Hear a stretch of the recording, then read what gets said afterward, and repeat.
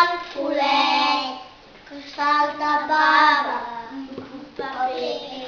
I en el paper hi deia així: anava un ciclista de peu, va donar una volta i va caure dins el fang. Cap!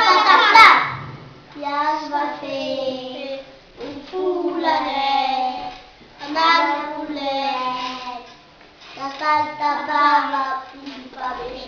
I en el paper